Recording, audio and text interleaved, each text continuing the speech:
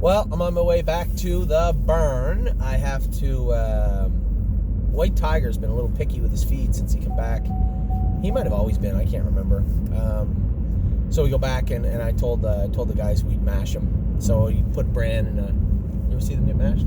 Put bran in a feed bucket and put some feed in with it, some carrots and hot water. Mm-hmm. Yeah, so... it's delicious. So I'm here with John Evans. You guys might know him for the guy they did the story about there at Standardbred Canada this week. John's one of our clients, owns a lot of horses, obviously, and was in at the qualifiers. Dropped by to see his horse school, Watch Avenue. John is a big fan. For those of you out there that have He's Watchings or anything like that, John's a big fan of He's Watching. He has shares in Peanut and obviously he's Watch Ave. So Watch Avenue, we raced him a couple times last year. He showed some talent, and this is a horse James begged me to stop with. I didn't want to. I'll call a spade a spade. I'll tell the truth. I didn't want to. But finally, he wore me down. The horse race good his last start, and we decided to turn him out. Brought him back, and he's a giant. He really grew a lot, eh? Yeah, he's big. Grew a lot. So we had one qualifier today, Susie K. You know what annoys me too? Do you know if in New Jersey, if she'd have made that break the other night, she wouldn't have to qualify? Like on a track that bad, a green trotter in a maiden that makes a break off a qualifier, clearly because of the track conditions. You may want to cut them some slack, but they don't here. She made a break on that horrible track the other night that she really shouldn't have raced on. So that's automatic? Yeah, automatic. They have to qualify. So it was nobody's fault. They raced, so we raced. And she made a break, and we had to qualify her. Requalified her today. Track was muddy, so wasn't great for her. I actually controlled the whole qualifier, and I thought I was going to hang on. She just got picked off of the wire, but trotted her hard out. The track was off 1 or 2 seconds. I don't know what they gave it, but they should have given it 2, if not 1 for sure. She went a mile and 2.2, but did it really well. And as I said to somebody after the race, I don't know how good she is, but I know she'll be the best horse she can possibly be because she has got a great attitude. We'll either race her at Mohawk in the maiden. We didn't want to put her in the Nommers or 2 and get her head kicked in, but to get her started into her, we might next week. So we're looking for maybe maiden on Thursday. I'd hate to put her in the Nommers or 2. Maybe Nommers or 2. If not, we'll go to Flamborough. We'll stay away from London. Bad track or not. She's a little horse, but she's really close to her knees, and on a small track, she brushes at her knees a little bit, and she gets a little self-conscious in the turns. You got to watch her. But truthfully speaking, her only win lifetime, I won by like 26 lengths. In a fair. It was great. It was great that night. I forget what fair it was, but she won by like 20-some lengths in 2.6, which was a good mile over that track. And she was scrubbing at herself a little bit, but she never lets up. She's just a worker. So anyway, we'll race her next week. And then we had the reason John's here and a couple other clients were here. We had 4 schoolers today. I think all 4 at a Kevin's barn. We schooled Bottle of Red, Road Tripper, who Kevin had got back. Obviously, Watch Ave. What was the other one? Emerald Miss. Emerald Miss. I went with her. Should know that. We were just talking about her. So, track was off a little bit, as I said. I didn't know what to expect. I thought Emerald Miss was okay. To me, she definitely needs another schooler. We'll draw her blood to make sure she's okay. She did everything right. It's just I thought Emerald Miss being Emerald Miss, the way I remember her, you cut her loose and she's got this wild engine in her. I didn't see that today, so I think maybe she was a little under the weather. Could have been the track. Could have been a lot of things, but it was a good mile for her nevertheless. She was right up on the gate, paced out of there, followed. She did everything right. So I think Kevin was looking to qualify her, but I'm always the guy trying to get them qualified, and Kevin's always taking his time. But when it comes to Emerald Miss, I think she probably needs one more schooler. Watch Ev was in there. I know he's going to give him another schooler. This colt looks serious.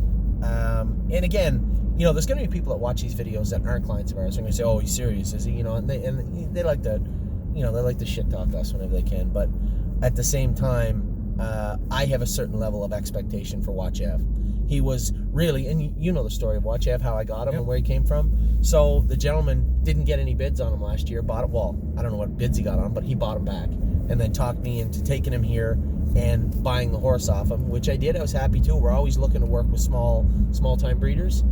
And the horse was okay. He looked like his knees bothered him. He looked like he was a big, gangly colt. He looked like a teenager, didn't he? He looked like a big, gangly teenager. And he did okay. I think he paced 54 or 55 once or twice. Yeah. And then we shut him down. But man, oh man, he's growing into his body now. He is big. And James come barreling by me at the wire on the inside, and he had lots left. I'm very interested to see how these horses are going to be. One, I want to see the blood and hear about the scope on Emerald Miss. We'll see if it's an equipment issue or whether it's a physical issue. And then with Watch Ev, I can't wait to see. I know Kevin's going to school him again, which is fine. And then we'll qualify him the week after. He looks some kind of good. Then in the second schooler, now Road Tripper, I broke down. And for those of you who have been with us for a long time, you know how much I protected Road Tripper. I loved Road Tripper from day one. When he was 2, this is long before you, but when he was 2, he was the worst horse on the planet. He was horrible. Big, gangly, mongrel-looking thing. But the Amish loved him because he was a big, giant stud, and he was black. So all the Amish people that would come to the barn would try and buy him. So he held a lot of value regardless. So it was either sell him or see if he grows into his body. At 3, he showed signs of talent. I think he took a mark at 58 or 59. And then he was so big, he still wasn't done growing even close at 3. So I waited again, and at 4, he took off.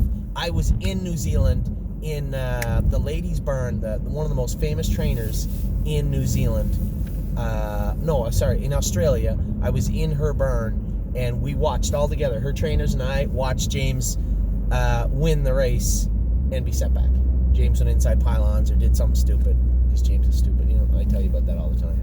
Yeah. So James was set back. He was placed second, and then he went out, I think, the next week or the week after and won. Now, Road Tripper had made some breaks. His feet really bother him. Even to this day, you'll come in and once in a while you see a trickle of blood. He's got quarter crack problems. His feet just, God didn't bless him with a good set of paws, and they bother him from time to time. So what big frame to keep up? Yes, and he doesn't have big enough feet for his body. So that's actually, you're right.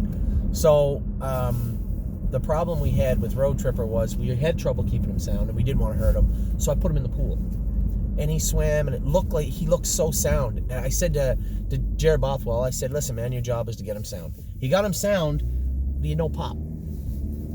And I had it in my head almost 2 starts ago that, you know what, this is the first time in a long time he's been sound. He doesn't want to be lame again. And I don't blame him. So I didn't know what to do, and I'm trying to run a business, and I said to myself, if this was anybody else's horse, what would you do? And the answer was simple.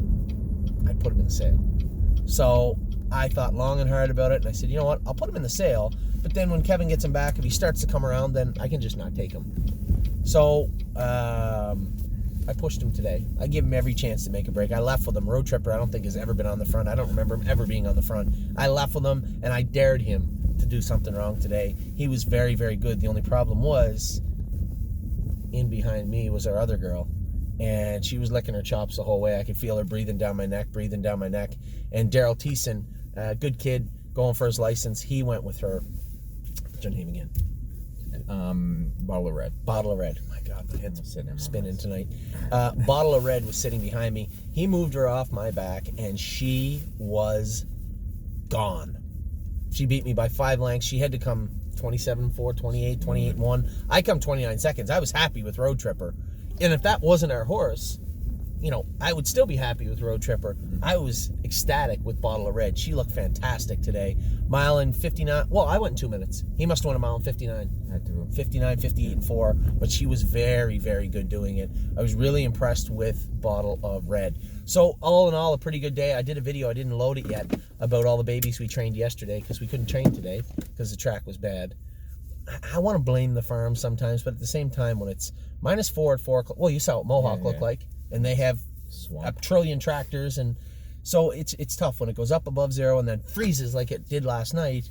If it's not perfect at 1 o'clock in the morning, you're not getting on the track. Nope. Curtis was here today to drone the 3-year-olds. We were going to drone everybody's 3-year-olds that weren't schooling today. Curtis gets here the same time as me, 8:15, and just as I pull in, I get 2 messages. One from Mario and one from Kevin. Track is atrocious, can't train today. So we got most of them jogged, and then I talked Curtis into coming here on O'Brien Awards Day. So we're going to try and drone. We're going to try and drone the 3-year-olds, and we can't drone the 2-year-olds out because Curtis has to get to the O'Briens. So we're going to train all the 2-year-olds, but we're going to drone the 3-year-olds on Tuesdays or on Saturday. So that should be a good thing for everybody. All in all, it was a good day today. I got a lot done. I posted a thing on Facebook. The premier of PEI sent me a big congratulatory note. It was pretty cool. I saw it on Twitter. Yeah, it was pretty cool. So, anyway, I'm back at the barn for a second. We're gonna mash White Tiger, and then we gotta go right back. It's 5:39. I gotta sign in at 6:10. Anyway, talk to you guys soon. Take care.